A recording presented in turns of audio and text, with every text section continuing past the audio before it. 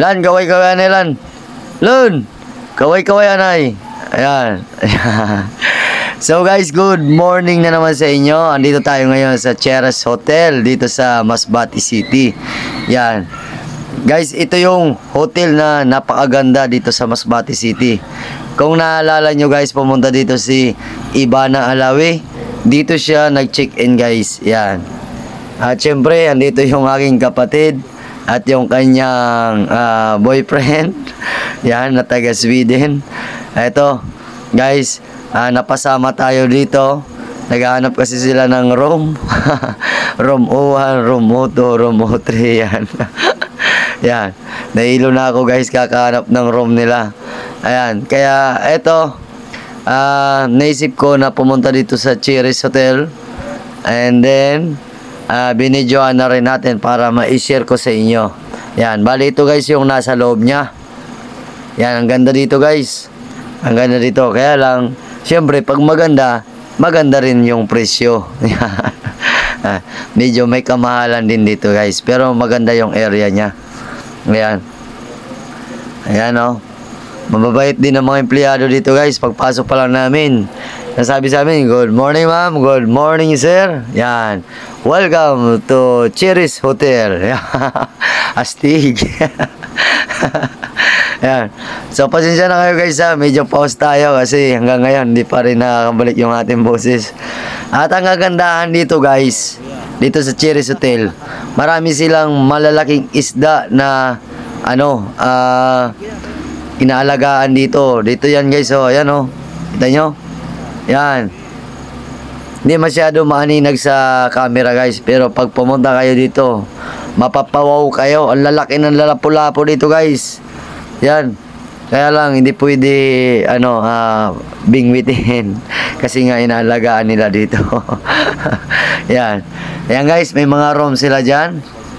Yan, ikot-ikot tayo dito para makita nyo. Maganda dito guys sa Cheras. At pagkagabi may live band dito. Yan, ngayon wala gaanong tao. Siyempre yung panahon kasi panay ulan. Kaya ito, ikot-ikot lang muna kami dito. Yan guys. At ito, may extension dito guys. Yan. Maganda tumambay dito paggagabi. Huwag lang umulan. Yan. Yan guys yung view na makikita nyo. Siyempre, pag dumadaan din dito yung barko, matatanaw nyo rin dito. Yan.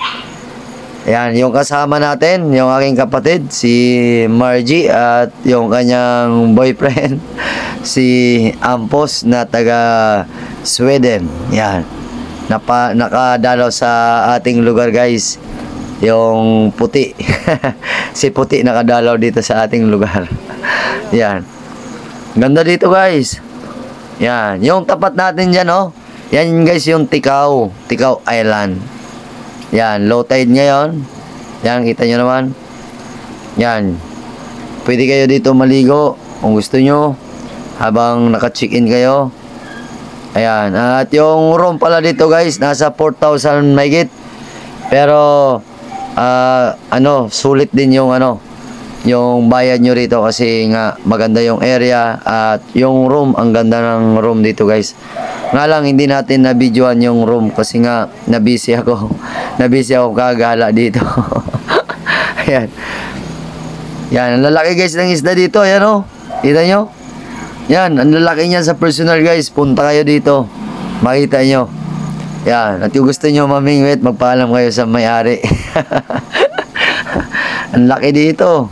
Ang lalaki ng isda. At ang ganda ng area. Yan o. Yan.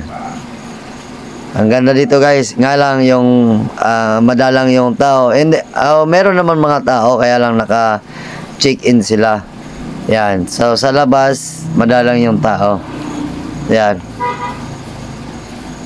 Dito naisip ng kapatid ko na mag-check-in. Ito kasi yung nagandahan yung si Kuya Ampus, nagandahan ng area. Yan. Baka bukas o sa susunod na araw sila mag-check-in dito. Yan, ang ganda dito guys. Yan o. Para ka lang nasa ibang bansa. Ang ganda kasi ng ano ng area, ang ganda ng pagka-design ng mga building nila. Yan. Ang ganda dito guys, special kayo dito. Yan, at syempre ito yung exit na. Kanina doon tayo dumaan sa kabila. Ito yung exit. So, yan yung matatanaw mo guys pag tumanaw ka doon sa itaas.